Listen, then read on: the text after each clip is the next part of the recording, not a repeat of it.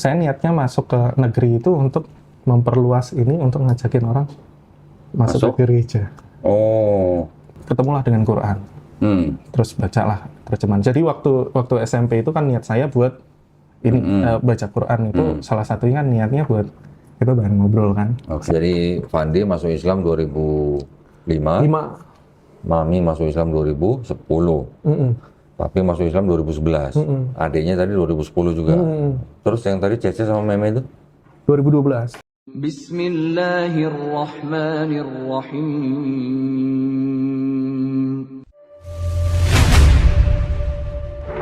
Ya ayyuhalladzina amanu udkhulu fis-silmi kaffah.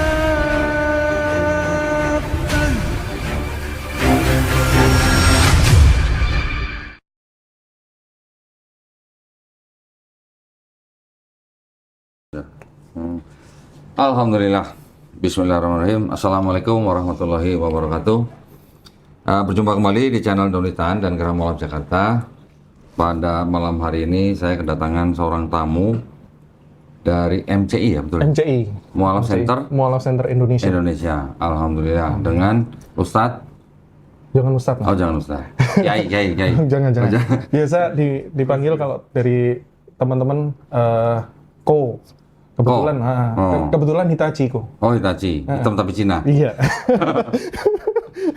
Panggilannya Fandi berarti ya? Fandi. Saya panggil Fandi aja ya? Iya, boleh Ko. Asli mana Jogja? Kalau asli sebenarnya kelahiran di Jawa Timur, Tulungagung. Cuman kira-kira sejak tahun 2015 saya sudah menetap di Jogja. Oh gitu, pindah hijrah berarti? Hijrah. Sekeluarga semua? Awalnya saya aja kan, akhirnya bisa bikin keluarga di sana kan. Oh jadi awalnya sendiri ngerantau terus cari nikah. istri orang sana. Oh dapat istri orang sana. Enggak, maksudnya orang tua nggak pindah ke Jogja? Enggak. Tetap di Tulungagung? Tetap di Tulungagung. Alhamdulillah ya.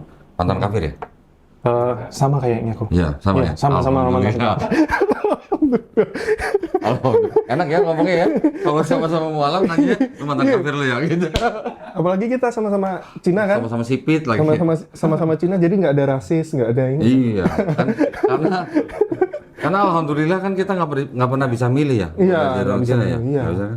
Nggak bisa milih. Ya kalau Cina tapi hitam itu kan DL gitu. Enggak. Kan. Alhamdulillah dengan Fandi. Fandi siapa namanya? Lengkapnya Fandi Wiyogo Gunawan. Oh, kirain Fandi Kristianto.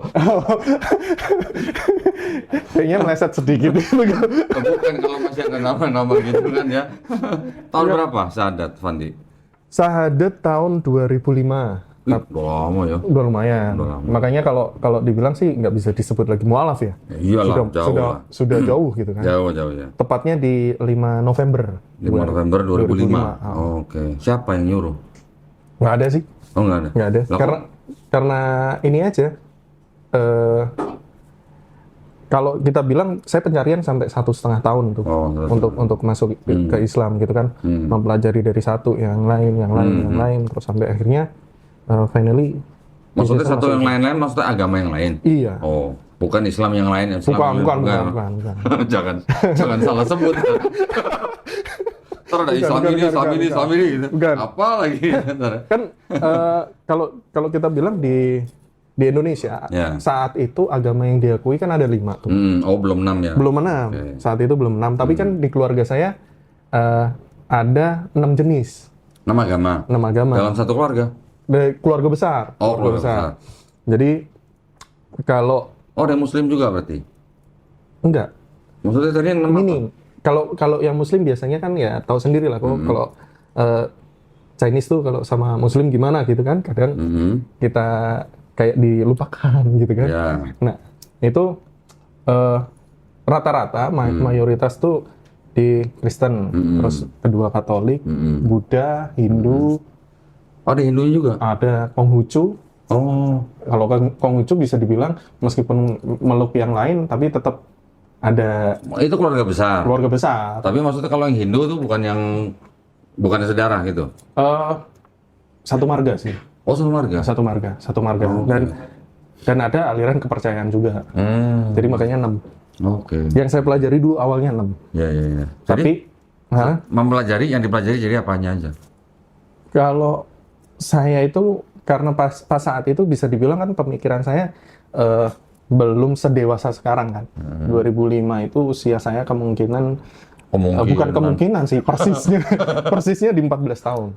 Wih, 2005 itu 14 tahun. Jadi Sekarang masih 33 sih. baru lah ya. Ya, baru. 33 ya. Masih kan? Iya baru, belum 70 kan. Belum. Belum. Jadi mempelajari agama-agama waktu itu. Jadi awalnya saya dari besar di Kristen Protestan gitu kan. Dan gerejanya GKA. Apa tuh? Gereja Kristen Abdiel. Abdiel. Iya. Oke. Terus?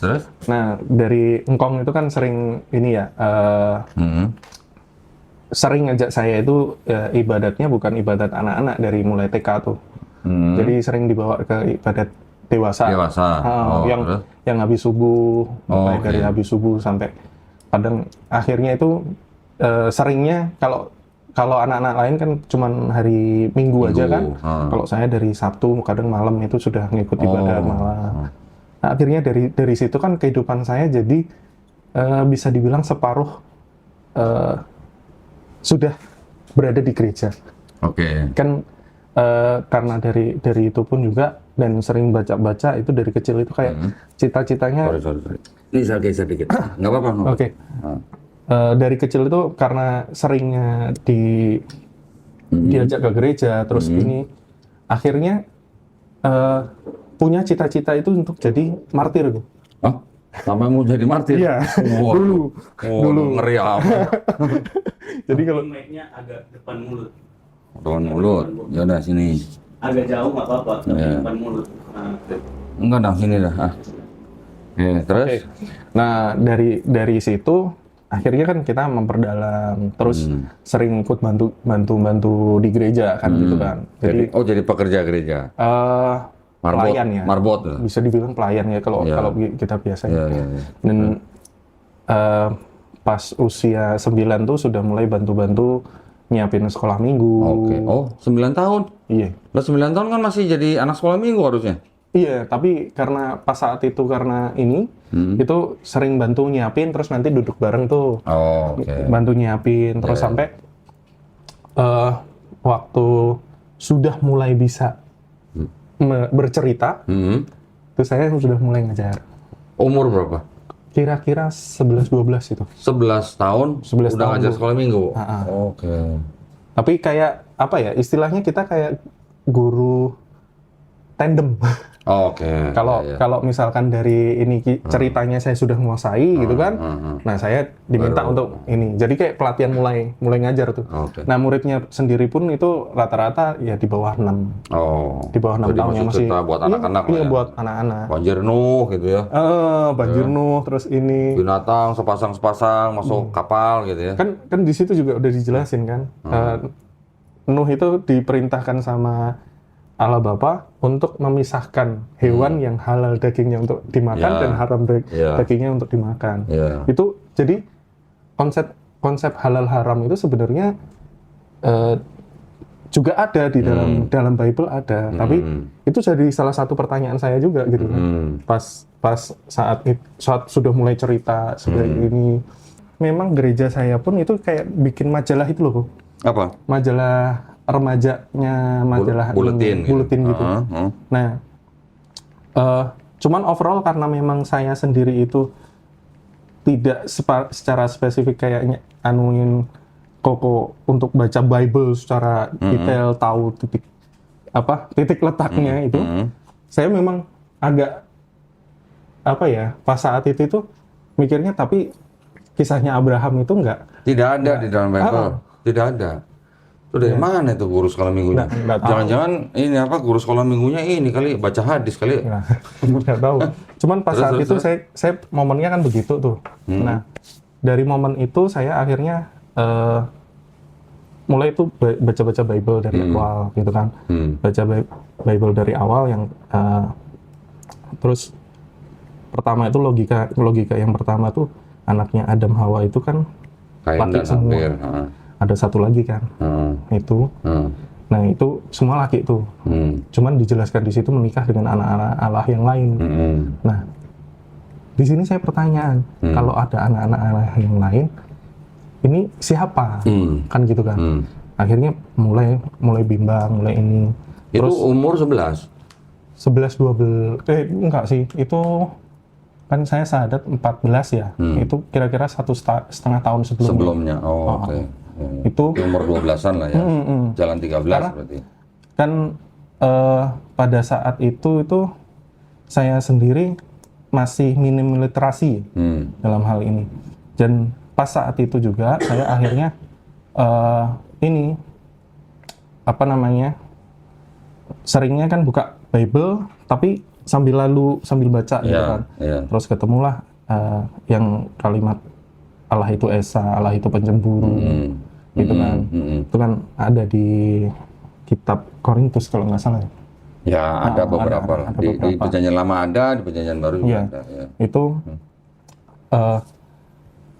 sampai momen dimana saya merasa ini harusnya kan Tuhannya cuma satu nih, gitu kan. Harusnya Tuhannya cuma satu, Allah Bapa di surga yang istilahnya di luar kapasitas manusia gitu kan. Karena kayak kisahnya bagaimana Nabi Musa gitu kan, yang kaumnya itu minta untuk apa, Nabi Musa itu pengen bertemu dengan Allah langsung kepada Nabi Musa. Sinarnya baru turun, Bukit Sinai sudah bergoncang kan itu kan. Nah itu saya berpikir berarti kuasanya luar biasa dong, gitu kan. Kita nggak bisa bayangin. Terus akhirnya saya mikir kalau bentuknya seperti manusia tuh, gitu kan, tangannya yang dipakai buat bikin gunung, itu tangan yang sama untuk bikin hidung kita, hidungnya Nabi Adam gitu. Jadi saya mikirnya kayaknya nggak masuk logis deh, kan gitu kan. Terus habis itu, at moment saya melihat ke agama lain, kan saat itu yang paling dekat Katolik. Oke. Tapi atau Masih sama-sama Kristen. Sama aja gitu kan. Kalau GK kan cuma Protestan, kalau Katolik kan memang beda. Iya, memang apa beda. namanya? Beda denominasi sebenarnya, Iya, tapi iya. sama-sama Kristen. Iya.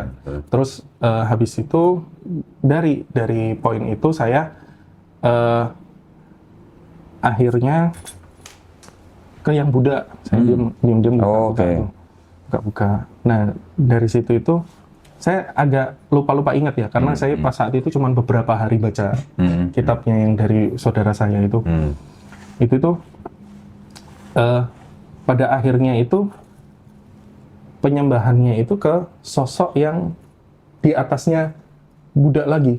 Jadi ada di atasnya yang lebih tinggi lagi di atas Buddha, dan itu kayak digambarkan seperti sinar saja.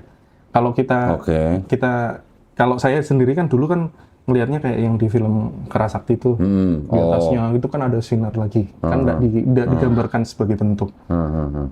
Nah terus habis itu saya mikir lagi kan, wah ini kok begini lagi nih ketemunya. Ke Hindu akhirnya, ke Hindu yang paling dekat, dan memang juga ada saudara juga yang di Bali kan. Itu saya ini kembalinya ke yang Widi gitu kan, yang satu, yang mereka juga nggak gambarkan sebagai bentuk juga kan, Sang Hyang Widi. Sang Hyang Widi. Terus? Nah karena pas saat itu saya sendiri juga minim literasi tentang Islam gitu kan, akhirnya saya milih tetap bantu di gereja tapi kayak setengah-setengah, gitu kan, kayak setengah-setengah, cuman kayak identitas saja, tapi dalam setiap hari itu saya lebih ke nggak percaya dengan agama tapi percaya adanya Tuhan. Oke. Oh berarti agnostik berarti.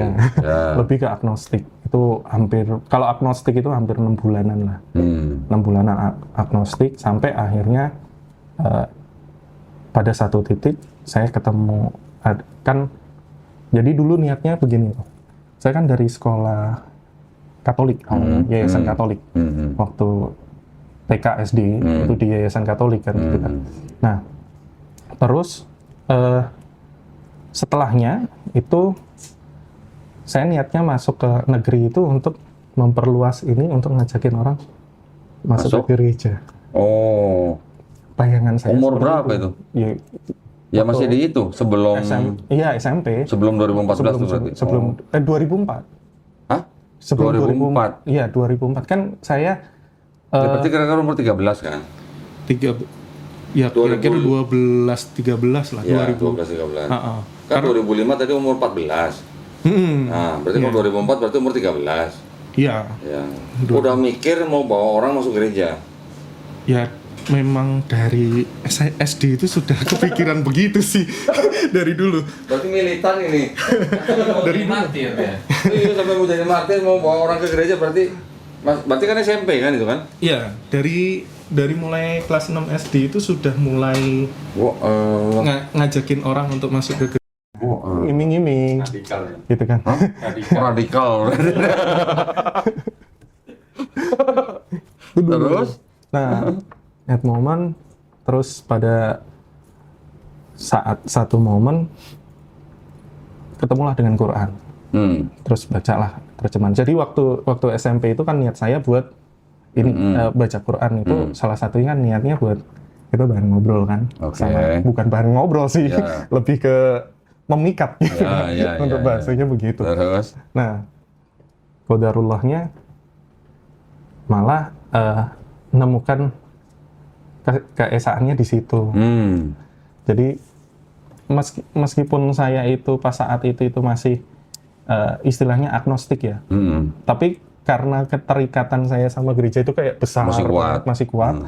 Itu tuh rasanya masih pengen ngajak orang buat ini dulu, kan gitu, karena kebiasaan dari ini ya. Jadi kayak mulai dari kelas 6 SD itu kadang kan bayangan orang-orang kayak gimana sih caranya anak kelas 6 gitu kan.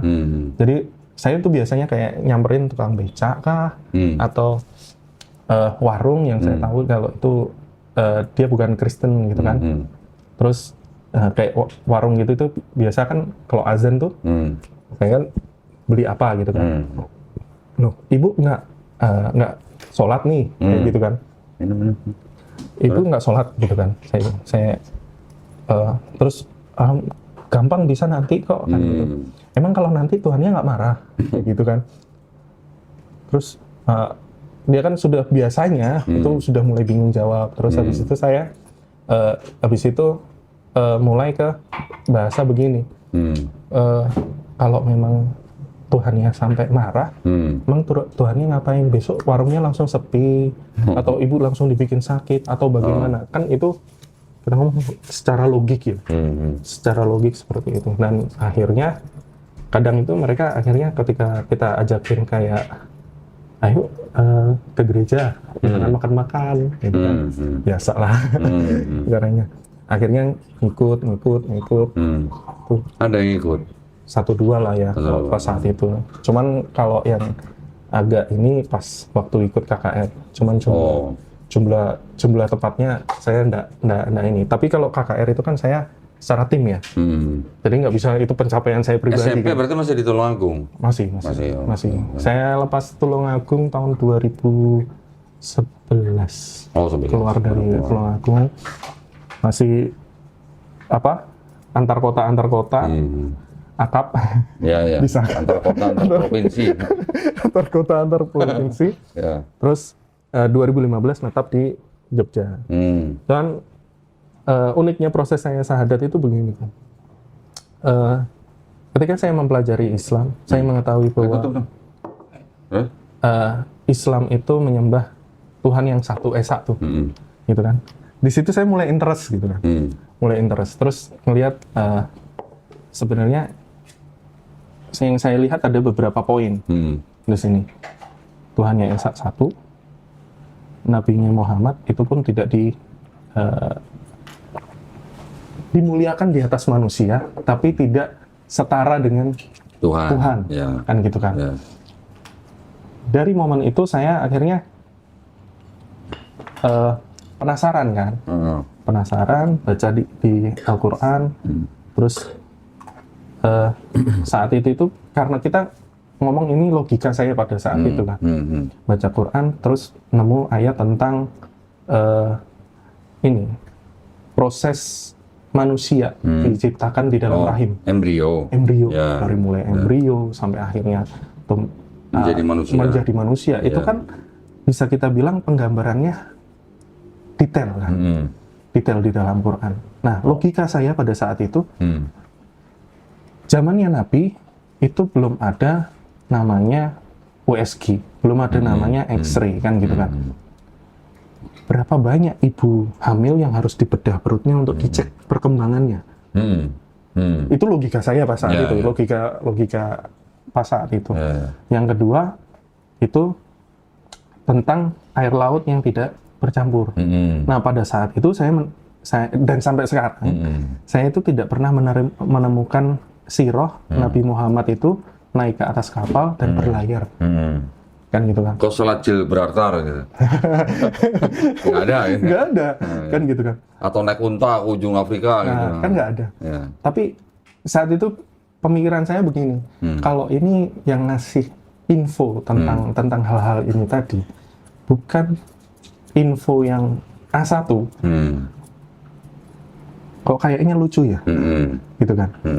Sedangkan apa yang tertulis di dalam Quran itu 700 tahun yang lalu, sekarang kita 700, 1400. Maaf.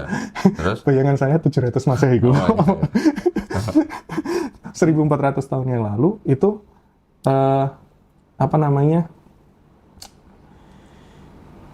belum ditemukan hal-hal yang detail seperti ini kan gitu kan. Nah, pada saat itu saya terfikirnya seperti ini, ibarat kita ada di atas kapal di atas lautan tuh. Kita baca buku tentang apa yang ada di lautan, ikan, terus cumi apa.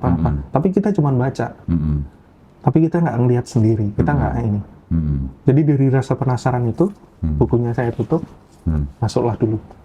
Oh, alhamdulillah. Jadi pada saat itu saya mikirnya cuma semalam. Ketika sudah baca semalam, itu tuh langsung. Paginya saya datang ke guru pas itu guru SMP saya, kan ada guru, kalau di negeri kan ada guru untuk khusus agama Islam, agama Kristen kan ada. Saya datang ke guru agama Islam, kaget beliaunya. Kamu udah dipikir matang? Sudah izin orang tua, padahal belum saya. Tapi saya ngomongnya sudah kan. Akhirnya langsung syahadat dibawa ke PA, Pengadilan Agama. Saat itu. Terus abis itu kayak orang on dibilang. Jadi perkiraan saya itu, saya tahu ada tuntunan sholat gitu kan. Tapi saya nggak pernah ngebayangin kalau sholat itu wajib 5 kali sehari. Belum tahu. Terus juga ternyata pas saat itu saya syahadat itu momennya seminggu atau 2 minggu sebelum puasa. Saya lupa waktu persisnya, pokoknya nggak sampai 1 bulan lah. Jadi langsung puasa? Jadi langsung harus puasa. Terus kayak sempat mikir, aduh. Wah, salah agama nih katanya. Bukan, salah momen nih. Salah momen. Gitu kan. Salah momen ini syahadatnya. Bahkan, jadi saya ada satu momen lucu ya. Jadi waktu pertama kali saya sholat itu sholat duhur. Sholat duhur. Cuman pas saat itu memang saya nggak dikasih tahu untuk mandi besar dulu gitu kan. Cuman ngikut aja dulu gitu kan, ngikut wudhu gitu kan. Karena wudhu saya lama kan, saya ngeliat gini kan sambil ngeliat teman. Ternyata dia udah selesai duluan, nunggu yang lain ngeliat lagi gitu. Akhirnya itu saya masbuk nih imam. Jamaah ini masbuk. Tapi masbuknya belum ruku. Ya kan. Waktu saya sujud, teman saya ada yang masbuk sebelah kanan. Terus? Ya kan? Selesai salam imamnya, saya kan mau ikut salam, mau noleh gitu kan. Nolehlah ke kanan dulu. Teman saya berdiri. Ikut berdiri? Bayangan saya kan, karena saya telat, gini. Oh berarti kalau telat harus nambah lagi gitu kan. Akhirnya, ikutlah berdiri tuh. Terus? ikut 1 rakaat lagi ngikutin dia gitu kan, karena belum hafal bacaan, belum hafal apa-apa kan, udah ngikutin aja. Tapi alhamdulillahnya teman sebelah saya ini dia itu nggak pernah ngasih tahu sampai 3 tahun 4 tahun kemudian. Oh, kenal tuh sama dia orang-orang. Iya, karena teman sekolah kan. Oh, teman sekolah. Teman sekolah. Jadi dia baru ngasih tahu itu setelah kita di SMA kelas 2 atau kelas 3 itu bikin reuni SMP tuh. Dia cerita di situ. Dulu kamu pertama sekali sholat itu sholatnya 5 rakaat. Apa iya? Iya, dulu begini. Oh iya, jadi teringat kan kejadian itu. Oh iya, memang saya tambah gitu kan. Tapi mungkin kalau pas saat itu saya langsung dikasih tahu, mungkin bisa malu kan. Kayaknya Masya Allah itu sama teman saya ini. Kalau saya taunya 3 tahun kemudian. 3-4 tahun kemudian dia. Dia keep 3-4 tahun itu. Iya. Oke. Wah, ceritanya ini belum ditanya udah cerita terus. Jadi tadi menjadi guru sekolah minggu ketika usia 11-12 tahun. Berarti kira-kira sekitar 2 tahunan ya berarti ya. Sekitar 2 tahunan, terus belajar agama-agama lain, termasuk Hindu, sampai akhirnya nemu Quran. Iya. Itu nemu Qurannya di mana? Atau ada yang memberikan atau gimana? Enggak, saya iseng. Semuanya karena iseng. Karena di sekolah negeri kan. Oh, belajar di perpus? Enggak, kan ada musolanya kecil tuh. Oh, musola kecil. Nah, terus pas masuklah saya pas waktu kayak pelajaran agama tuh, kan yang agamanya beda selain Islam itu kan suruh keluar. Nah, biasanya saya ke kantin itu iseng lah ke masjid itu. Buka-buka, habis itu saya sembunyiin di tas. Hah? Sembunyiin apa? Tapi besoknya dibalikin. Oh, Qurannya? Iya. Oh, dia pinjam lah. Pinjam tapi nggak ngomong kan. Iya. Tapi dibalikin. Tapi dibalikin. Terus? Soalnya kan habis adat kita dikasih gift kan, udah dapat Quran yang baru, yang lama tak kembali. Oh.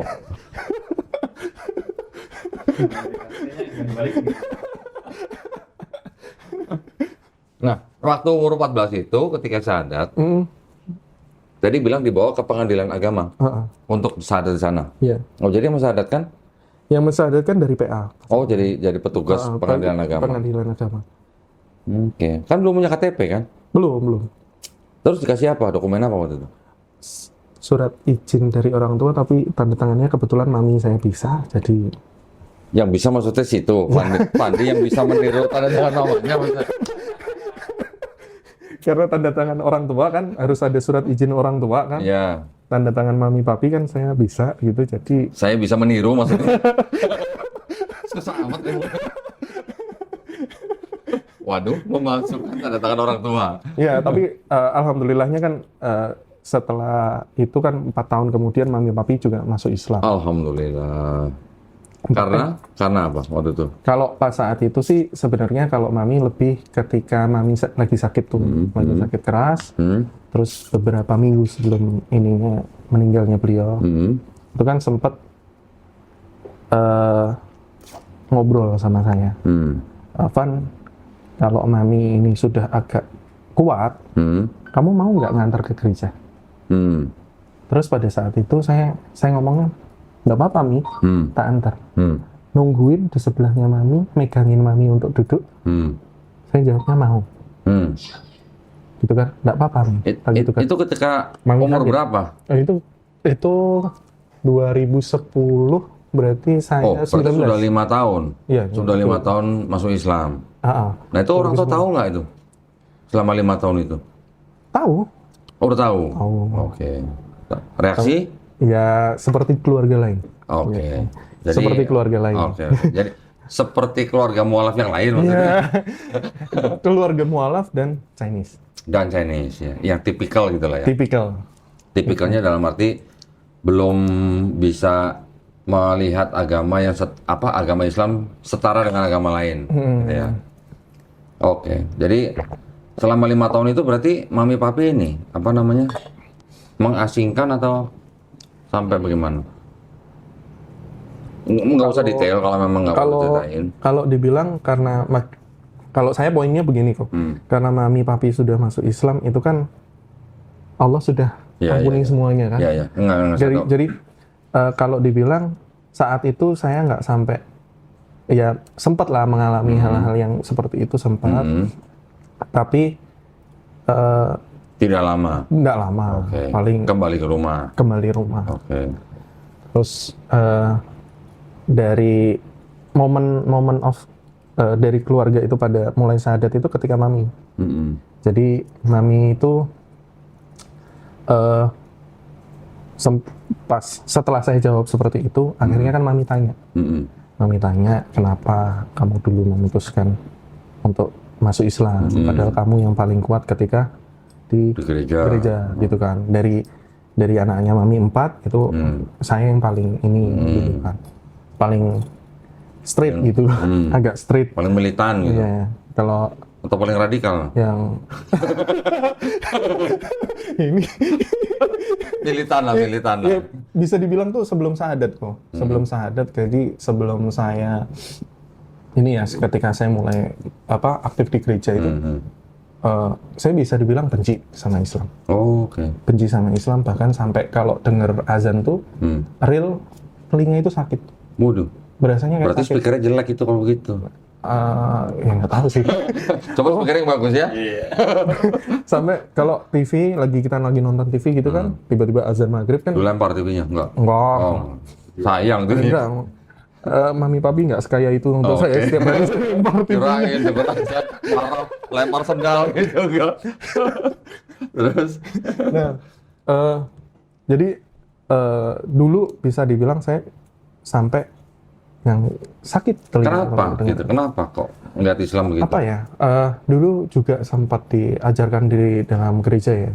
Di gereja? Iya, sempat didogma lah dalam artian itu, janganlah kamu beribadah seperti orang-orang fasik yang dimana dia mengadah tangannya ke atas menunjukkan ibadahnya, terus menempelkan dahinya ke tanah gitu. Ada jadi kayak menunjukkan gerakan sholat dulu, tapi di ini. Tapi saya anehnya itu banyak yang diajarkan ketika kita ngomong di ininya itu nggak ada di ini.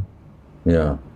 Dan Yesus sendiri aja sujud. Iya. Sampai mukanya ke tanah gimana? Iya. Tapi ya itu kan yang salah satu momen juga saya yang ini itu adalah pertanyaan soal bait Allah ketika Yesus selepas perjamuan malam terakhir, Yesus ke Taman Getsemani, menghadap ke bait Allah, bersimpuh, menempelkan dahinya ke tanah, diikuti oleh murid-muridnya di belakangnya. Sujud. Iya kan, sujud, gitu kan. Terus? Itu salah satu pertanyaan saya begini.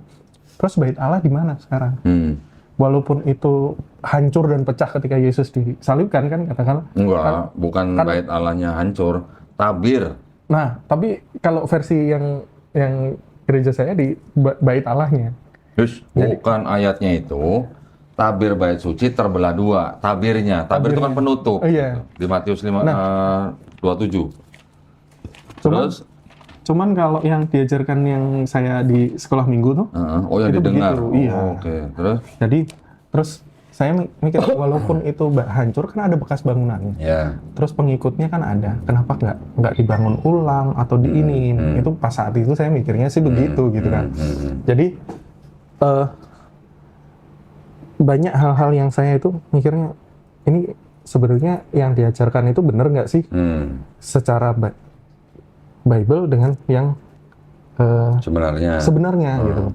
Kan kalau kita mau bilang kan ya nggak cuman sinode saya dulu ya, sinode saya dulu. Tapi kan banyak gereja-gereja itu yang membuat versinya masing-masing untuk diceritakan ke ini. Karena saya itu katakanlah pendalaman saya bukan di speknya, bukan pendalaman Alkitab, tapi lebih ke yang speaker atau ngomong hanya apa yang didengar gitu ya. Dari apa yang didengar, terus kita mempelajari dari majalah-majalah yang dibagikan untuk diceritakan kan gitu kan. Itu akhirnya saya sendiri pas saat itu ya kok beda gitu kan. Termasuk pas saya juga nemu Yesus melepas kasut ketika mau masuk ke rumah ibadah, mencuci muka, tangan dan kaki kan gitu kan. Kalau kita lihat kan itu di orang Katolik yang pakai air suci, terus dia cuma digantikan dengan tanda salib, air suci terus tanda salib kan gitu. Nah dari situ saya itu banyak poin itu yang ini sebenarnya Yesus itu cuma utusan. Bahkan kalau kita mau bilang kemarin itu saya barusan diskusi sama satu orang ya, dia mau masuk dalam Islam. dia menanyakan ke saya, kenapa Islam itu tidak mengistimewakan Yesus juga? Kata dia. Kenapa nggak diistimewakan melebihi Nabi Muhammad? Dia mengatakan seperti itu. Dia ngomong sama saya, bukankah Yesus itu diangkat di surga dalam kondisi hidup? Nabi Muhammad kan enggak. Kan gitu. Harusnya lebih tinggi derajatnya Yesus daripada Nabi Muhammad. Dia mengatakan seperti itu. Terus saya jawab, terus bagaimana dengan Henok sama Elia? Iya. Naik keretanya Elia berapi lagi. Naik keretanya diangkat. Iya. yang cuma ditinggal jubahnya. Jatuh kan? Ya kan? Jadi dari jawaban saya gitu dia iya ya. Terus habis itu saya bilang, bukankah Yesus sendiri itu sudah pernah menyanggah ketika dia disambut oleh Yohanes Pembaptis. Terus Yesus menjawab kan, apakah utusan lebih mulia daripada yang mengutus, kan gitu kan? Yohanes 13:16. Iya. Jadi pas saat itu dia masih kira-kira apa yang lagi saya tanyakan, apa yang mau ditanyakan tentang Islam. Itu kan panjang tuh, diskusi ada 4 jam, 5 jam lah diskusi. Terus dia ngomong, gak ada, dia bilang gitu. Terus paham maksudnya posisinya Nabi Muhammad, paham. Terus asyhadu, saya langsung gini, udah siap Pak gituin kan, udah siap. Bentar. Terus habis itu, menurutmu yang mengamalkan ajaran Kristiani yang sesuai dengan Bible itu siapa? Tak gitu kan. Terus dia jawab, ya kalau dari penjelasan tadi sih malah lebih orang Islam yang mengatakan seperti itu. Terus dia kan tanya, emang kalau dari Kofandi yang paling logis di Islam, yang paling mudah untuk saya pahami di Islam, itu konsep tentang apa? Dia tanya gitu. Terus saya menjelaskan konsep keadilan dalam Islam. Itu paling logis di manapun, saya bilang. Kalau kita ngomong di agama Kristen Katolik, siapapun yang mengikuti jalan Yesus, maka dia akan masuk kerajaan surga. Kan gitu kan? Dan dosa manusia semua diampuni. Ibaratnya kalau saya ngomong, karena pas saat itu yang saya hadapin Katolik ya tuh, kamu itu melakukan dosa sepanjang minggu nih, Senin sampai Sabtu, kamu nyuri, kamu ngerampok, kamu mukulin orang, kamu ini. Ketika Minggu pengakuan dosa, selesai semua. Kalau dalam Islam enggak begitu. Kita masih berpikir mau melakukan suatu hal yang buruk sama orang, itu aja sudah ada hitungannya. Tapi nggak sekarang. Perhitungannya itu nanti kita menerimanya nggak cuma sekarang. Ada nanti di dunia kita diberikan, ada nanti di alam barzah, ada nanti ketika kita waktu selepas dari padang mahsyar. Mulai dari padang mahsyar sampai akhirnya penghakiman, itu dibagi di situ. Jadi jangan dipikir kamu bisa bebas dari semua apa yang kamu lakukan. Kan gitu. Menurutmu fair nggak? Kalau misalkan nih orang dari dia dari Senin sampai Sabtu dia melakukan banyak kejahatan, masuk hari Minggu dia masuk bilik pengakuan itu, terus dia langsung nol tuh. Dia melakukan apa yang dikatakan oleh pater atau pastor yang ada di dalam bilik, langsung nol. Dengan orang yang dari hari Senin sampai Sabtu dia menjaga dirinya. Ya kan? Kalau kita ngomong udah menjauhi 10 perintah Tuhan aja. Melaksanakan 10 perintah Allah. Gitu kan? Melaksanakan 10 perintah Allah. Dia berusaha melaksanakan dengan baik gitu. Kira-kira adil nggak? Ya, nggak adil. Terus saya bilang, dalam Islam, ketika ada orang, dia kekayaannya saat itu adalah 1 juta, dengan satu orang A dan satu orang B, dia kekayaannya saat itu adalah 100.000. Dia mensedekahkan 100.000. Si A memberikan 100, B memberikan 100, bebannya berbeda di mata Allah. Saya bilang gitu. Jadi Islam konsep keadilannya lebih jelas. Kalau itu di Babel ada itu. Ya, Ada juga, ada juga. Yang membedakan kan konsep ketuhanannya lah ya. Konsep ketuhanan dalam Kristen dan Islam itu yang jauh berbeda. Tapi saya tadi ingin ngurut lagi nih. Jadi tadi setelah mamanya bilang mau ke rumah, mau ke gereja, Pandi bilang mau nganterin, akhirnya kejadian. Oh enggak sih, enggak nggak sampai. jadi? Karena mami agak sakitnya agak parah kan. Oke. Jadi pada saat itu saya akhirnya sering ngobrol kan sama mami karena saya jagain hampir 24 jam kan sama mami untuk ngobrol kenapa kamu bertahan dalam Islam, terus kenapa ini. Saya jelaskan seperti yang saya tadi ceritakan masalah cerita ketika masalah Bapak Abraham itu kan karena kita sinode yang sama kan itu mami iya. Terus menurutmu kalau mami masuk Islam mami meninggalnya pas Ramadan. Mami meninggalnya pas Ramadan. Bulan Ramadan. Iya. Jadi pas saat itu kan sebelum Ramadan ya. Mami diskusi sama saya. Itu menurutmu kalau mami masuk Islam sekarang, mami nggak bisa sholat karena sudah pakai oksigen, sudah pakai ini, sudah kalau duduk harus dibantu gitu kan. Nggak bisa sholat, nggak bisa puasa. Menurutmu gimana? Ada caranya. Saya bilang sama pada saat itu kan saya belum punya ilmunya belum banyak kan. Jadi saya mengatakan, Mam, Allah itu maha tahu. Allah itu maha tahu. Niat mami untuk masuk Islam pun Allah akan terima dengan baik. Saya bilang gitu. Jadi kalau saya ngomong kalau mami mau masuk Islam, ayo. Nggak usah mikir bagaimana nanti kalau mau sholat, mau ini, kan gitu. Apalagi mau puasa, saya udah nggak usah dipikir. Oh, nggak ingat pengalaman sendiri dulu? Apanya? Salah momen tuh, masuk Islam sebelum puasa gitu. Ingat momen sendiri. Tapi ya, karena kayak gitu kan akhirnya interest kan, terus saya ada salah satu ini yang istilahnya salah satu yang bimbing saya ketika saya sudah masuk Islam, ngajarin buat baca-baca ini, itu akhirnya kan dekat sama keluarga saya. Nah, akhirnya saya ajak beliau, saya manggilnya sampai kayak Pak D gitu kan, kayak bapak kedua saya ajak, terus ikrar sama beliau. Alhamdulillah. Itu Papi tahu nggak itu? Saat itu belum. Oh, belum tahu. Belum tahu. Terus? Sampai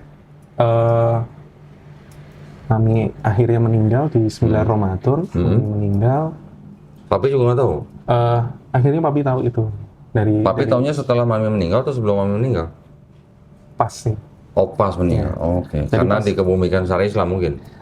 Jadi pas saat itu hampir bisa dibilang saya agak negosiasi sama keluarga besar ya. Karena kan taunya kan Mami dari dulu Kristen terus ini terus temen dari adik sama kakaknya Mami itu udah bilang kita iniin lah dikebumikan secara Kristen selama ini. Saya bilang enggak, Mami sudah masuk Islam. Saya bilang gitu kan. Terus datang Pak Dila, ya sudah masuk Islam. Akhirnya kita agak ini sedikit gitu kan. Keluarga kaget? Ya kalau dibilang sih shock gitu. Ya karena saya sendiri itu kan kalau dibilang laki-laki paling tua tuh di yang bagian cucu. Saya laki-laki paling tua, terus akhirnya ada salah satu yang nengahi anaknya yang lebih berhak untuk maminya. Ya tahulah adatnya kan kok. Ya itu. Terus meskipun sudah terlanjur dibelikan peti itu, akhirnya tetap dikebumikan dengan cara Muslim. Alhamdulillah. Nah itu pada saat itu berarti Papi tahu berarti? Ya, terus Papi akhirnya setahun kemudian. Reaksi Papi waktu itu gimana? Mungkin karena sedih ya. Papi karena sedih itu jadi nggak merespon soal itunya. Tapi momennya itu di situ benar-benar yang kita, Masya Allah ya. Mami itu kan sebenarnya meninggalnya jam 11 siang. Jam 11 siang. Terus? Qadarullah karena adanya sedikit pembicaraan yang alot itu baru bisa dimandikan itu jam asar, habis asar. Oh, terus? Habis asar baru bisa dimandikan, terus dari pertama mandiin itu badannya belum dingin. Oke, terus? Sampai akhirnya malam itu habis isya baru dimasukkan ke dalam peti kan. Itu masih hangat. Adik saya juga megang kan waktu ngangkat itu. Terus tiba-tiba itu waktu 7 hari meninggalnya mami, kan kita kayak bikin acara tuh. Bukan tahlilan? Ya itu. Ya, tahlilan di keluarga Kristen gitu maksudnya? Kan kita ada rumah sendiri. Oke. Jadi rumah dukanya kan di rumah sendiri. Jadi terus habis itu adik saya yang laki-laki tiba-tiba maju. Tapi siangnya habis tanya sama saya, kalau aku mau doain mami kok, kira-kira sampai enggak ya? Saya saat itu jawabnya, ya enggak lah, kan beda. Kamu masih Kristen. Terus saya nggak sambil bercanda tuh, yang sampai mau koko. Kalau doa, apa? Kalau yang sampai ke mami, doanya koko. Pandi, saya bilang gitu. Ya. Doanya koko yang sampai ke. Oh, ngiri dong dia. Iya. Terus tiba-tiba itu dia diem kan. Malamnya tiba-tiba dia waktu yang sama yang mimpin doa itu maju kan. Saya mau masuk Islam. Langsung gitu. Alhamdulillah itu. Terus pas hari ke-7 tuh berarti? Iya, di hari ke-7. Papinya? Papi itu 2011-an. Beda setahun? Beda setahun. Terus Cece sama Mimi, kakak sama adik saya perempuan, itu sahadatnya 2012. 2 tahun setelah Mami meninggal. Iya. Nah, Papi waktu itu akhirnya masuk Islam kenapa? Karena pas saat itu kalau Papi itu Papi posisi ada di Jakarta, tapi saya di Tulungagung dan saya ngurusin kerjaan sama beberapa usaha yang masih jalan kan di Tulungagung pada saat itu. Jadi kita nggak sering kontak kan, tahun-tahun segitu kan belum ada WA, belum ada BBM kan gitu kan. BBM pun kayaknya yang paling lama tuh yang masih pakai bola itu ya. Oh, masih pakai apa tuh namanya? Apa namanya dulu ya? Apa itu? Lupa. Pokoknya ada bola di tengah-tengah. Iya, ada bola di tengah-tengah tuh. Nah, jadi pada saat itu kan kita kalau mau telepon juga akhirnya males kan, biayanya agak lumayan gitu kan. Dan kita sibuk dengan kesibukan masing-masing, cuman tahu tiba-tiba Papi masuk Islam. Oh, Papi masuk Islam nggak ngabarin Fandi? Nggak ngabarin juga. Oh, terus gitu. baru setelahnya ketika 2011 Papi pas pulang ke Tulungagung, ya kan, saya baru ngasih tahu. Saya sholat tiba-tiba, saya tunggu, saya ikut mau wudhu dulu. Gitu. Masuk Islam tadi. Sudah. Oh, ya, jadi kayak ngalir gitu aja. Fandi nggak nanya, gimana kok Papi ceritain kok bisa jadi masuk Islam? Sih. Enggak ya?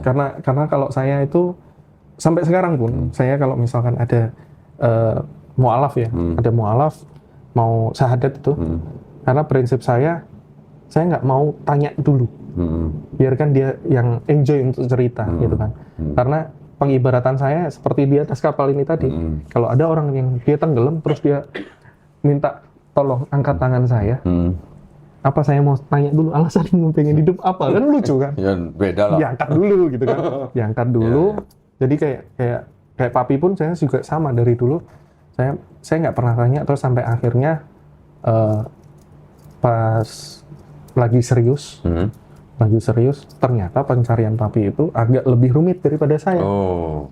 Sampai dulu itu pernah ikut apa ya, kayak pemahaman tentang saya ingat-ingat. Soalnya istilahnya agak lucu. Kriswolamteng atau apa gitu. Di gereja itu? Bukan, beda-beda. Di luar. Jadi itu pemahamannya Kristen Jawa, Islam Klenteng. Oke. Jadi kayak aliran kepercayaan gitulah. Kris apa tadi? Kriswolamteng. Kriswolamteng. Itu menganggap Tengnya tuh kelenteng. Kelenteng. Kristen Jawa, Islam Klenteng, gitu kan. Itu menganggapnya itu Islam itu pada saat itu masih berada di lantai ke berapa ya? Saya nggak detail pas saat itu. Lantai 5 atau 6. Apanya lantai? Jadi menganggap itu level agama itu 1 sampai 7 atau berapa gitu kan. Nah, Islam itu sampainya cuma sampai ke langit ke-6 atau ke-7. Lah yang langit ke-7 apa? Agama apa? Baru itu Kris Wolanteng itu tadi. Jadi menyatukan semuanya tuh. Menyatukan semuanya. Ya kayak aliran kebatinan gitu loh dari ini. Dari situ, Papi ngikut kegiatan itu terus gimana? Karena pas saat itu Papi itu ceritanya agak sepenggal-sepenggal ya. Jadi saya detailnya bagaimana kurang jelas juga. Tapi sebenarnya Papi di gereja aktif? Sudah enggak. Oh sudah enggak? Udah berapa lama? Kira-kira semenjak 2008-2009. Semenjak Papi dulu ada beberapa job di Bali sama di Jakarta. Tapi itu sebelum Mami meninggal? Berarti? Sebelum Mami meninggal. Itu. Jadi Fandi masuk Islam 2005. Mami masuk Islam 2010. Papi masuk Islam 2011. Adiknya tadi 2010 juga. Terus yang tadi Cece sama Meme itu? 2012. Kalau Cece sama Meme, kalau Cece itu lebih ke nggak begitu aware soal agama. Saat itu dia mau 2012 itu mau nikah. Dapat orang Muslim? Iya, dapat orang Muslim. Nah, terus adik saya perempuan juga sama. Tapi kalau adik saya perempuan itu malah lebih dia untuk pemurtadan. Pemurtadan dia lebih aktif dia. Waktu masih di gereja? Waktu masih di gereja dia lebih aktif. Terus waktu dia masuk Islam gimana? Saya harus ngadepin pendetanya. Gitu. Saya hadapin pendetanya, saya ajak ngobrol, gitu kan, bukan ngobrol sih, debat. Lebih ke agak pressure agak ini lah, dalam artian. Terus akhirnya saya minta kan adik saya jangan diganggu lagi, kan kayak gitu, karena ini soal agama kita juga dilindungi dari undang-undang juga, dia juga usianya sudah cukup usia, bukan anak kecil lagi, dan Anda bukan siapa-siapa. Keluarga bukan, ini bukan. Terus kalau masih mau dilanjut yang pas saat itu kan SMS ya, terus SMS, terus telepon, terus dia sering ke rumah gitu kan. Itu kalau mau dilanjut ya Anda keras, saya bisa lebih keras saya gitu. Jadi pas saat itu saya masih ingat yang adik saya perempuan itu begitu. Jadi begitu dia sebenarnya kalau tapi alasannya adiknya masuk Islam kenapa? Nikah juga di tahun 2012 itu nikah. Nikah. Nah, jadi satu keluarga inti ini semua masuk Islam? Alhamdulillah, sudah. Alhamdulillah.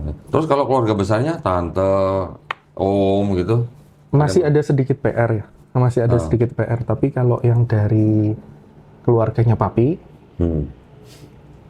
tante yang adiknya Papi persis, jadi Papi 4 bersaudara.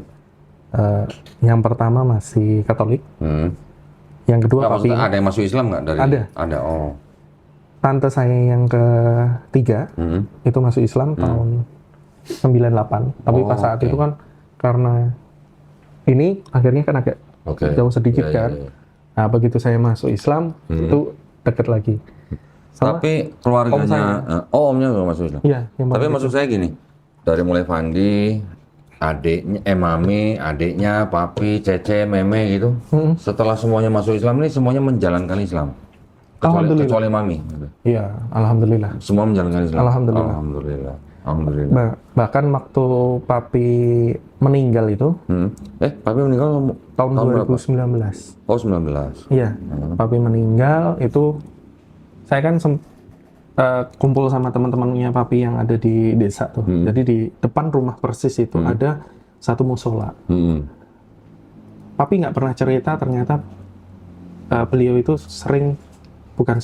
menjadi salah satu pengurus di musola itu. DKM. Jadi sampai tetangga pada cerita itu Papimu itu tidak pernah meninggalkan sholat kecuali waktu mengunjungi kakak saya itu di Kediri, mengunjungi adik saya yang di Surabaya pas saat itu, mengunjungi saya di Jogja. Jadi pasti setiap hari dia berusaha di musola terus. Masya Allah. Nah, sampai momen pas hari meninggalnya. Hari meninggalnya itu Papi hari Jumat pasan. Udah. Wih, meninggalnya hari Jumat? Ya, sebelum sholat Jumat persis. Oke, Masya Allah. Saya dikabari itu posisi lagi nunggu azan di dalam masjid di Jogja. Oh, Jadi posisi itu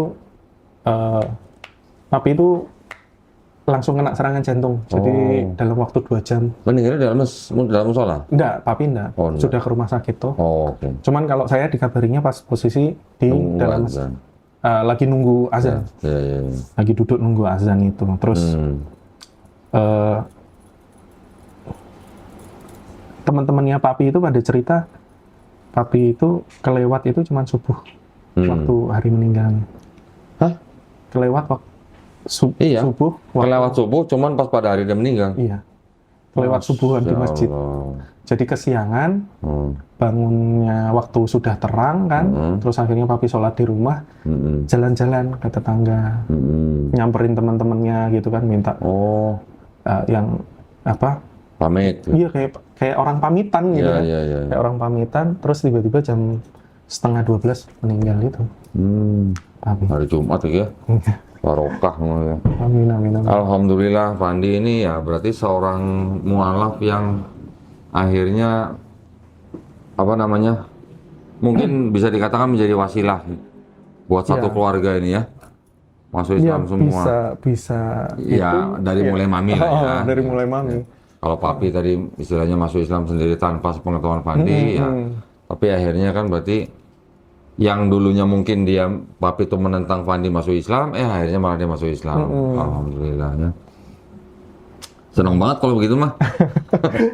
Kebanyakan malah nggak satu keluarga. Kalau dibilang itu, Mami Papi itu kan sudah ada komplek makam itu di Bong Cina di Tulungagung kan. Iya. Akhirnya itu satu makam besar, satu komplek itu, dua-duanya makam Muslim cuman Mami Papi. Oh gitu, di Bong itu? Di Bong. Oh. Jadi Kok bisa? Ya. Emang nggak ada pemakaman Islam ya di tempat lain? Wasiat dari beliau berdua sih. Jadi memang dari posisi Engkong itu kan makamnya Engkong nggak jauh kan, cuman sebelahan aja, beda blok aja. Ngomong Bong, gue jadi inget waktu di Cilacap. Udah lama banget nggak pernah dengar kata Bong. Dari kecil mainnya di Bong itu. Tapi selama Fandi udah masuk Islam, Fandi pernah nggak ngancam keluarganya gitu? Nggak pernah kan? Nggak pernah. Saya punya teman masuk Islam, masih muda sebelum nikah. Dia ngancam ke keluarganya. Pokoknya kalau nggak semuanya masuk Islam, saya nggak akan nikah gitu katanya. Kalau kita mungkin saudaranya bodoh amat gitu. Tapi alhamdulillah satu keluarga masuk Islam semua. Mungkin tahu lah. Kan orang MCI ya. Harusnya tahu. Siapa? Ya pokoknya dekat lah MCI lah. Coba dicek nanti siapa lah gitu. Ada yang begitu. Abis ini langsung nyari YouTube-nya satu-satu ya. Coba di screen. Gitu. Akhirnya ketonton semua itu. Nah, tapi enggak, dia nggak pernah di YouTube. Oh, udah pernah. Cuma dia cerita sama saya begitu kejadiannya. Oh. Nggak, Alhamdulillah. Kalau saya cuman pas saat itu habis syahadat itu cuman ngomong saya sudah masuk Islam. Kira-kira yang mau ikut saya siapa? Gitu. Oh gitu. Cuman gitu aja. Nggak ngancem ya? Nggak ngancem. Kalau nggak ada masuk Islam, saya nggak akan nikah gitu. Saya berketawa denger gitu. Tapi ya alhamdulillah masuk Islam semua. Alhamdulillah. Keren ya.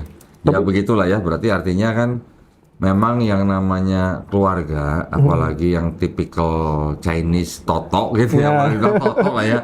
Toto dalam arti bukan Toto yang nggak bisa bahasa Indonesia, bukan. Tapi yang pemikirannya masih Toto, itu karena memang ada pengaruh atau akibat dari politik divide et impera waktu Belanda. Kan Cina di kelompok sendiri, Arab, India, pribumi gitu istilahnya.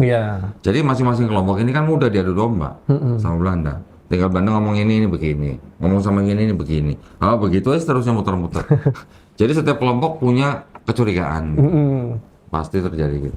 Padahal kan kalau kita melihat kelompok itu kan ya memang banyak yang mungkin berdagang dengan Belanda. Ketika induk semangnya nggak ada gitu. Nah mereka kan akhirnya kan kebanyakan masuknya kalau nggak Buddha, Kristen. Karena induk semangnya Kristen. Gitu. Jadi yang mereka kenal sudah Kristen, mereka sudah sudah familiar gitu dengan agama Kristen. Jadi makanya yang ditinggalkan oleh Belanda dari kelompok Tionghoa ini banyak masuk Kristen. Karena juga sudah terpengaruh oleh budaya Barat gitu. Betul kan? Ya kalau di saya itu karena saya tahunya itu poinnya ketika saat itu dari kakek itu kan aktif banget di gereja kan. Kalau kakek yang dari papi itu aktif banget di gereja. Tapi kalau kakek yang dari mami itu lebih ke Konghucu. Oke. Jadi dulunya bagaimana itu kan saya nggak diceritain detail kan pada saat itu, karena ya saya tahunya cuman diarahkan begini aja gitu kan. Nah, saya mau tanya Fandi nih, ini kan mumpung sama-sama Cina nih.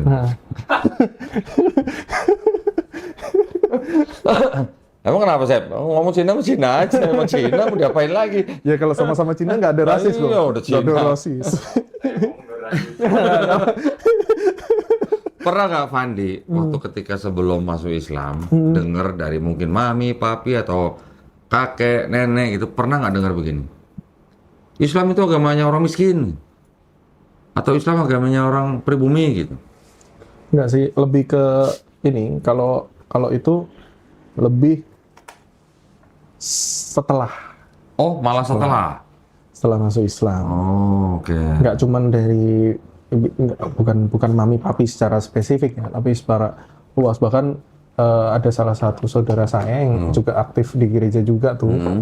Itu kan ngomong Islam tuh orangnya pada terbelakang semua katanya gitu kan. Kurang pendidikan. Bahkan dia argumennya gini, bahkan cebok aja harus diajarin gitu kan. Dalam Islam. Terus pada saat itu saya bilangnya begini.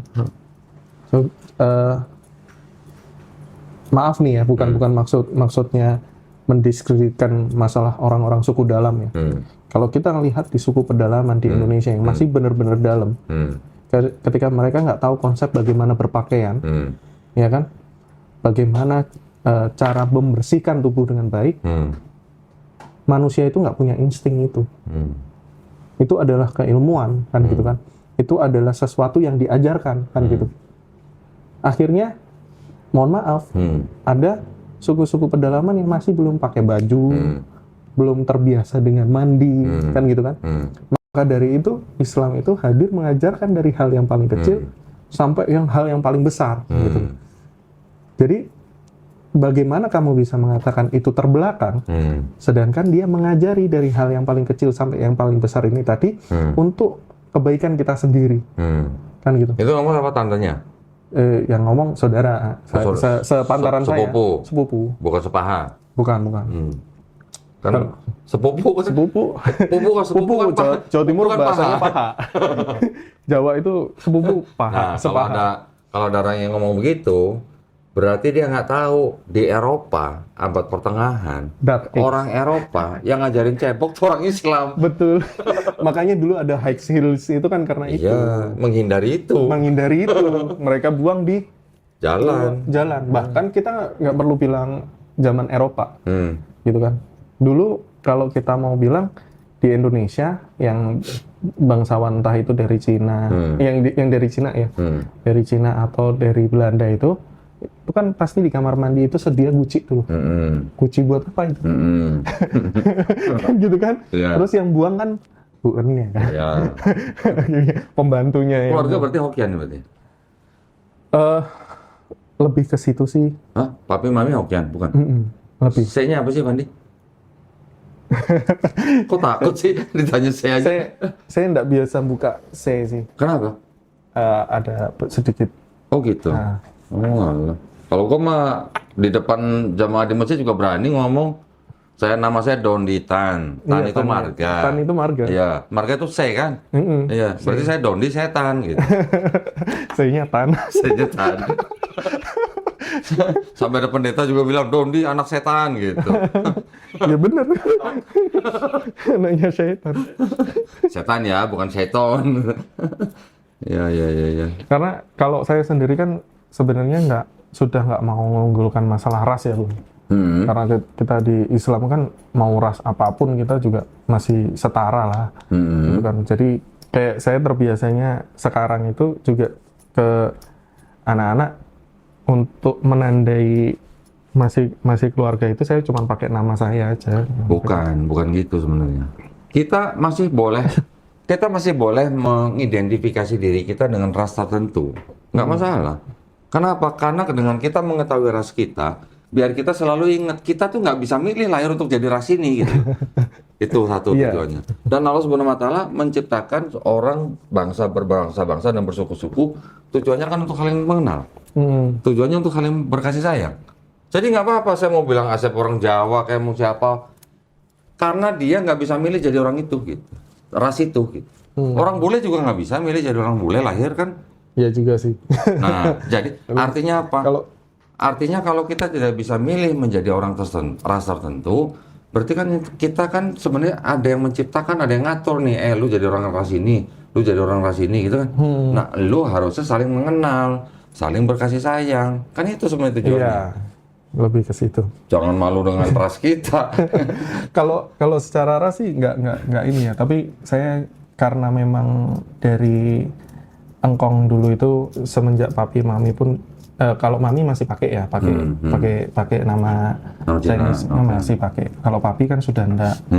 Jadi juga dari yang lain itu udahlah nggak usah pakai marga kita di ini. Emangnya kalau kita pakai nama Cina terus kita jadi nggak nasionalis gitu? Enggak ada hubungannya.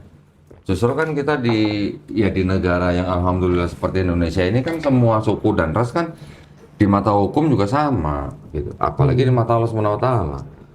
Itu sebenarnya yang menjadi alasan utama saya kenapa saya masuk Islam. Karena ada kalimat seperti ini, orang Arab tidak lebih baik daripada orang non Arab. Nah, kita ini non Arab kan? Orang non-Arab tidak lebih baik daripada orang Arab. Tapi yang lebih baik dari mereka apanya? Takwanya. Dan kalau kita masih Arab tuh. Siapa? Arab pating belok. Arab pating belok. Arab pating belok. Arab pating belok. Nah, jadi karena ada ajaran yang seperti itu, jadi artinya orang tidak dilihat dari suku dan rasnya. Yang dilihat di mata Allah Subhanahu Wa Taala adalah yang paling bertakwa. Iya. Jadi orang Cina tidak lebih baik daripada orang Jawa misalnya. Orang Jawa tidak lebih baik daripada orang Padang tidak lebih baik dari orang Batak tidak lebih baik daripada orang Timur. Semuanya itu yang paling baik yang bertakwa. Iya. Jadi siapa? Masih takut? Enggak sih, lebih ke gimana ya? Kalau saya secara pelafalan kan yap. Ya. Jadi Kan gampang gitu. Oh, iya, yap gitu. Kan kok setan gitu aja. Arahnya sebenarnya ke situ sebenarnya. Bukan mau menelusuri leluhur gitu enggak. Kalau di Cina kan mungkin Asep nggak tahu ya. Kalau di Cina itu kan ada 3 nama. Misalnya Yap apa misalnya?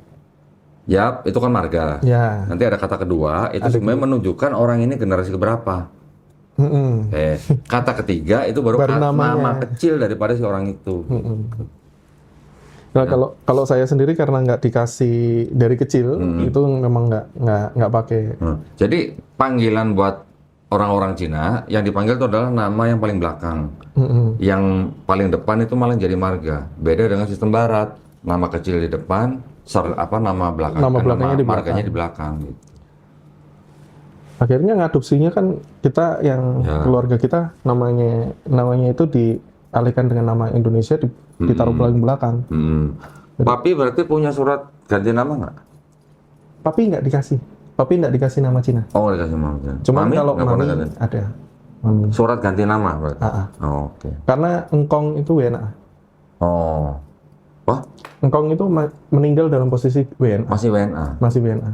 Tapi dia ke Indonesianya langsung dari China? Iya. Usia 11 kalau nggak salah. Oh, masih 11? 11 tahun. Oh, nggak sempat ngurus WNI berarti engkong? Ya karena engkong ini tadi itu apa ya, waktu itu nggak cuman masalah WNI-nya sih. Jadi engkong dulu termasuk Cina yang sedikit punya apa ya, mental juang. Jadi engkong yang dari mami itu termasuk pejuang gitu. pejuang kemerdekaan. Kemerdekaan. Iya. Jadi Langsung nggak WNI sih. jadi gini Go ceritanya. Engkong dulu apa, kalau dari ceritanya engkong itu waktu zaman Belanda, maminya engkong itu kena terus terbunuh. Kenapa? Kena tembak. Kena tembak. Itu terus? akhirnya ada sakit hati. Ikut sakit hati. Yang sakit hati siapanya? Engkong saya sama Belanda tuh. Punya sakit hati, terus akhirnya ikut perjuangan. Terus waktu Jepang, kan ada masanya itu Jepang anti Cina. Nah kalau di Tulungagung sampai ada makam masal orang-orang Cina tuh. Nah kakek saya, buyut saya kena. Gitu. Buyut saya kena, dan kakek saya pada saat itu dipikir juga ikut kena. Sampai namanya juga ada di nisannya 500 nama tuh. Kakek saya ada. Terus istilahnya kakek itu kabur, tapi terus akhirnya berjuang. Jadi Di Tulungagung berarti? di Tulungagung pada saat itu. Nah, ketika tahun 98 mau mendekati meninggal itu 96 98 antara tahun 96 ya 96 97, karena saya nggak ngalamin langsung itu kan diceritainnya dari papi itu bilang engkong itu sudah mau ngurus WNI sama pengurusan itu veteran pengurusan veteran dari teman-teman seperjuangannya juga ini minta untuk engkong itu ngurus itu. Tapi engkong itu ya mungkin udah feeling juga ya. Waktu tanda tangan awal-awal itu tuh udah bilang paling nanti ini keluar aku udah nggak ada. Nah jadi posisinya masih WNA. Itu. Ya. Baik, seru juga ya ceritanya. Cina loleng. Dengar kamu kita dulu. Ya. Tapi sebenarnya dulu saya nggak sehitam ini sih. Enggak, saya nggak nanyain warna kulitnya. Waktu masih kecil sering dengar begitu nggak? Sering. Sering. Kalau saya dulu kan waktu di sekolah-sekolah negeri di ini kan singkek. Singkek. Ya kita nggak boleh sakit hati lah. Iya. Itu namanya anak-anak ya. Iya. Baiklah. Alhamdulillah, yang penting sekarang sudah muslim. Alhamdulillah ya. Tapi kita juga sebenarnya boleh dikatakan kalau dengan Islam, Cina juga boleh dikatakan dekat dengan Islam. Iya. Karena yang salah satunya yang membawa Islam ke Indonesia, yang salah satu juga dari Cina juga, gitu ya. Laksamana Cheng-ho. Nah, bahkan saya pernah baca Laksamana Cheng-ho itu kalau ke satu tempat dia ninggalin ustadz-ustadz untuk tinggal di situ, untuk menikah di situ. Jadi untuk mengajari Islam di situ. Pindah ke tempat lain, ninggalin lagi ustadz-ustadz. Yang saya dengar begitu, yang saya baca ya. Tapi Laksamana Cheng-ho itu Kasim kan? Iya, katanya Kasim. Katanya kan Kasim. Sudah dikebiri gitu. Iya. Berarti Sering baca Kopengho kayaknya nih. apa? Sering baca Kopengho kayaknya. Enggak, soalnya dulu pernah ada yang ini kan, pernah waktu awal-awal tahun 2016 tuh ada yang ini ngaku kalau keturunan langsung dari Laksamana Cheng-ho gitu. Waduh, terus? Oh, berarti Laksamana Cheng-ho punya istri di sini gitu? Bayangan saya bukan itu. Habis? Ya itu Kan Kasim infonya gitu. begitu kan? Iya. Infonya begitu. Terus gimana punyanya gitu kan? Punya keturunan langsungnya loh. Nih, kalau satu marga oke lah. Kita ini gitu kan.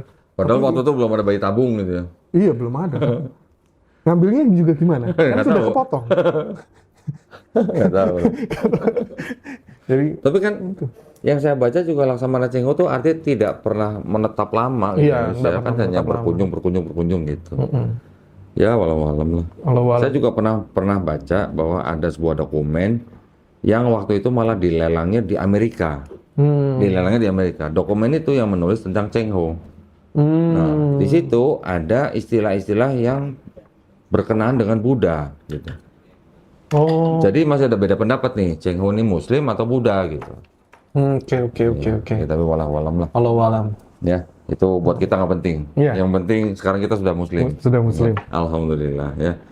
Baik, Cina kalau Muslim. Cina Muslim. Amin. Alhamdulillah. Nah, makanya kalau di Islam kan nggak kenal mau Cina, kamu Jawa, kamu Arab, kamu Islam ya Islam. Iya. Gitu. Kan yang penting itu. Dan alhamdulillahnya kan Tuhan kita tidak apa namanya? Tidak memilih ras tertentu. Enggak. Kalau itu enggak. Nah, ada kan? Ada. Agama yang Tuhannya memilih ras tertentu ada kan? Ada. Nah, Ada. Pak, perlu dijelaskan. Panjang lagi itu. enggak cuma pengen nanya doang. Dulu waktu masih di sono, pernah ngiri nggak? Pernah ngiri nggak? Iya. Kenapa Tuhan gua nggak sipit gitu misalnya? Pernah ngiri nggak? Udah gak usah lah ya, gak usah lah. Tapi kan ada yang menyesuaikan. Siapa? Oh, gambarnya. Iya. Kan gambarnya. Iya, kan ada yang tergantung di mana negara mana gitu kan. Iya kan, disesuaikan. Iya. Loh enggak, tapi kita bukan melihat gambarnya. Tapi kan kalau ngeliat dari teksnya, dia kan ras tertentu. Oh iya. Itu maksud saya. Ada. Ya kan? Ya kalau ras tertentu kan kita sudah bisa bayangin dia seperti apa. Gitu. Nggak mikir ya dulu ya? Nggak. Gue juga pengen punya Tuhan sipit gitu misalnya. Enggak ya? Iya. Alhamdulillah. Baik, kalau gitu cukup kali ya? Ya. Terima kasih banyak buat Fandi ya. Fandi siapa tadi namanya? Fandi Wiyogo Gunawan. Wiyogo Gunawan. Berarti marganya Gunawan. Iya. Oh, berarti Segunan. Segunung berarti dong. Segun. Alhamdulillah. Terima kasih banyak ya. Fandi sudah berbagi cerita dengan kita dan mudah-mudahan ceritanya Fandi pada hari ini bisa membawa inspirasi buat kita juga ya. Iya, amin. Insya Allah ya. Dan juga paling tidak dari cerita Fandi ini bisa membentengi akidah umat Islam. Ya, dari upaya-upaya yang dulu dia lakukan. Ngaku lagi. Makanya punya utang banyak kan. Oh gitu ya. Iya, sekarang harus bayar utang ini. Ya, mudah-mudahan bermanfaat buat para pemirsa dan juga buat para pemirsa yang ingin membantu perjuangan dakwah kami di dalam membina para mualaf dan juga di dalam membentengi akidah umat Islam. Dipersilahkan mengirimkan ke BSI nomor 111-88-99-888 atas nama YPM atau Jakarta. Bisa mengkonfirmasi ke nomor handphone 0813 9883 7007. Barakallahu fikum, semoga partisipasi para pemirsa diterima di sisi Allah Subhanahu wa taala sebagai amal jariah ya. Amin ya rabbal alamin. Baik, kalau gitu kita pamit undur diri, sampai jumpa di konten-konten berikutnya. Wabillahi taufiq wal hidayah. Wassalamualaikum warahmatullahi wabarakatuh. Terima kasih banyak ya, Fandi ya. Sama-sama. Barakallah. Bismillah, Assalamualaikum warahmatullahi wabarakatuh. Innalhamdulillah, wassalatu wassalamu ala rasulillah, wa ala alihi wa sahabihi wa man tabi'ahum bi ihsani ila yaumil qiyamah. Kaum muslimin, sahabat yang cerdas yang dirahmati Allah Subhanahu wa taala dimanapun berada. Perkenalkan, nama saya Jemi Ahmad Al-Musayyaf.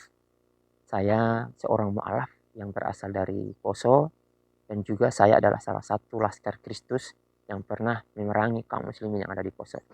Alhamdulillah, dengan izin Allah Subhanahu wa taala saya mendapatkan hidayah dan hari ini saya berdakwah di daerah pedalaman NTT.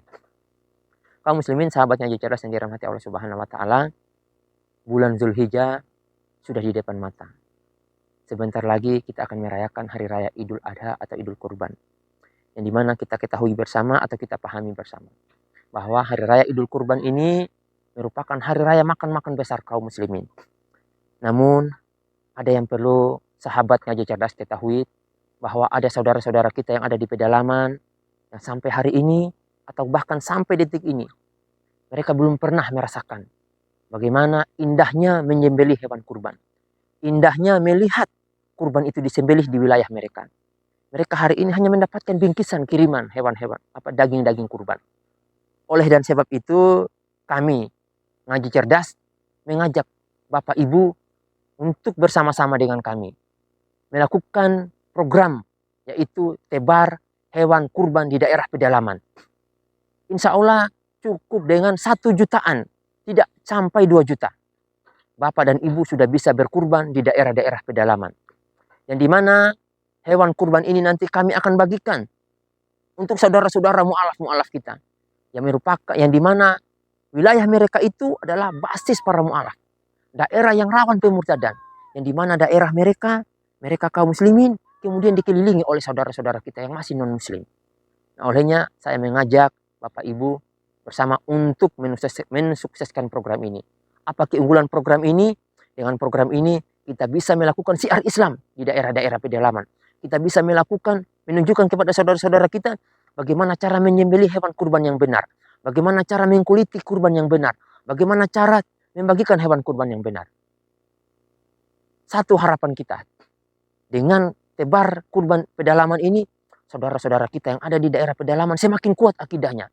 Dan untuk saudara-saudara kita yang masih atau belum memeluk agama Islam, bisa tersentuh hatinya dengan melihat pemandangan yang begitu indah, melihat pemandangan ibadah-ibadah kita yang kita lakukan lewat program ini. Demikian informasi yang kami berikan kepada saudara-saudara. Semoga bisa bermanfaat. Wabillahi taufiq wal hidayah. Assalamualaikum warahmatullahi wabarakatuh. Bismillahirrahmanirrahim. Assalamualaikum warahmatullahi wabarakatuh. Ya, kembali lagi ya teman-teman sekalian yang dirahmati oleh Allah Subhanahu wa taala. Bersama dengan saya Hendriko Santoso selaku narasumber di Ngaji Cerdas, mencerdaskan umat. Nah, teman-teman, di sini ada produk bagus nih. Namanya Sultan Parfum. Parfum para perindu surga. Nah, di sini ada 4 macam produk nih. Yang pertama, parfum dengan aroma Raudhoh. Parfum dengan aroma Hajar Aswad, parfum dengan aroma kasturi, dan yang keempat adalah parfum aroma 2000 bunga.